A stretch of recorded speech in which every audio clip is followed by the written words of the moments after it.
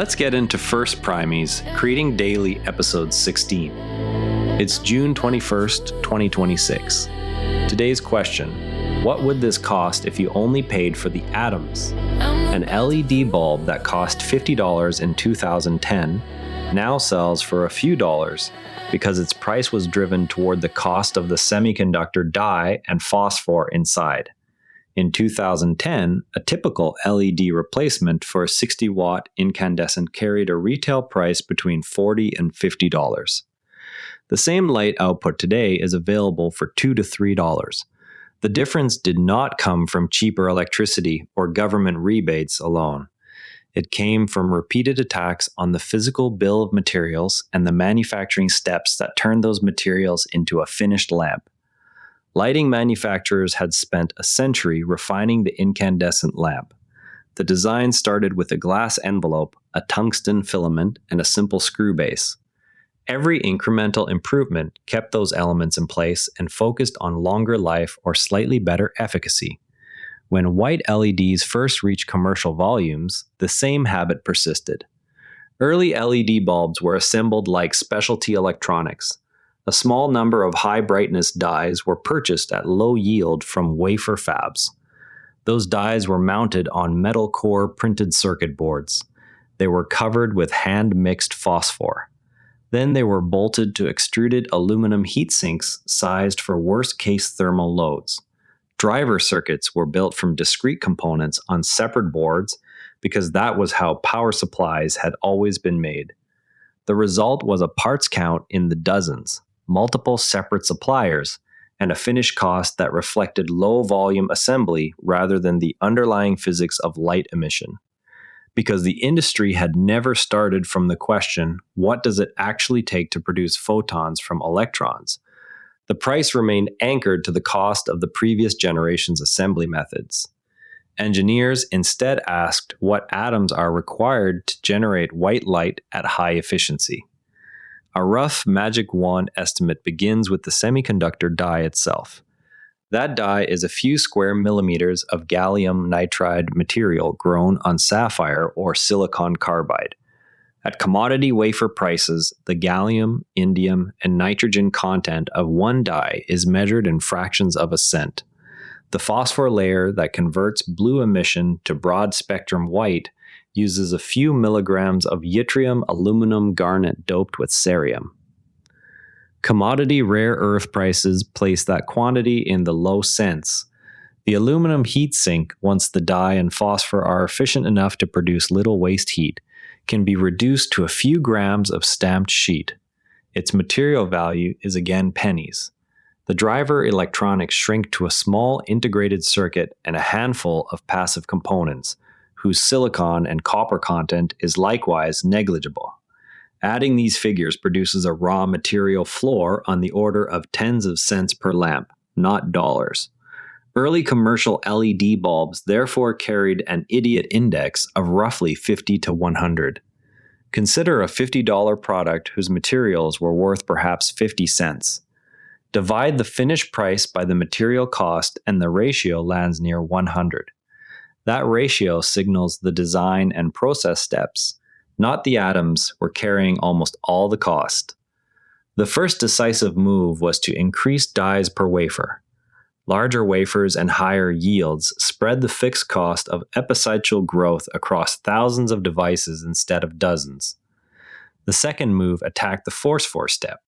Instead of mixing and dispensing phosphor slurry in small batches, manufacturers deposited uniform phosphor films or used remote phosphor architectures that allowed one film to serve many dyes. Both changes removed labor and variation. The third move was thermal. As efficacy rose from roughly 60 lumens per watt to more than 100, the waste heat per lumen fell sharply. Heatsink mass could therefore be cut by half or more without raising junction temperature. The remaining aluminum could be stamped or cast rather than machined.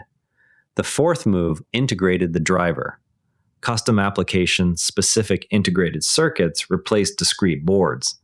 This eliminated connectors, multiple assembly stations, and associated failure points. Each of these steps was possible only after the requirement itself had been questioned. The original heat sink size had been sized for an inefficient die.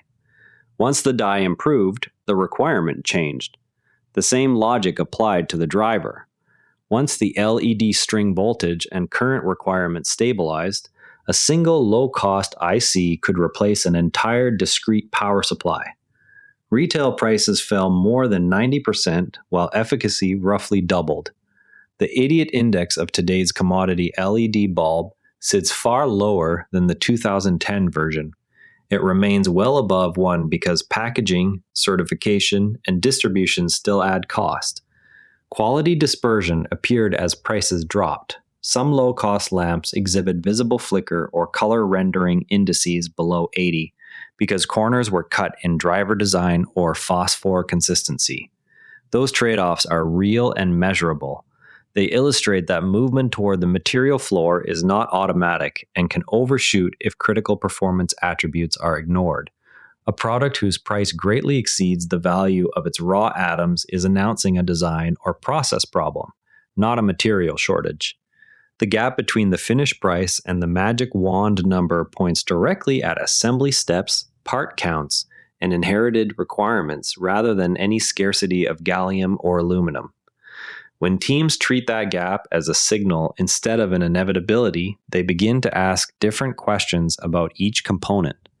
They ask whether the heat sink must still weigh what it did when the die produced twice the waste heat.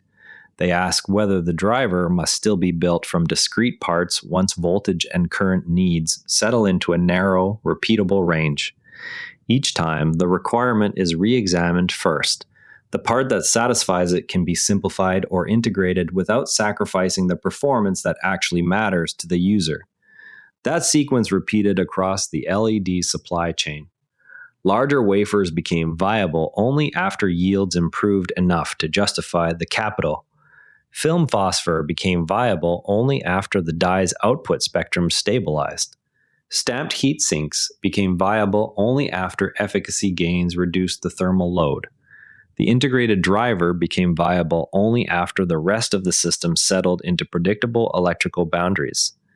In each case, the cost reduction followed the redefinition of what the part had to do, not an optimization of the old part in its old role. The same pattern now appears in other solid-state devices, whose learning curves are still young. Power electronics, battery management systems, and certain sensor arrays still carry idiot indices well above 1.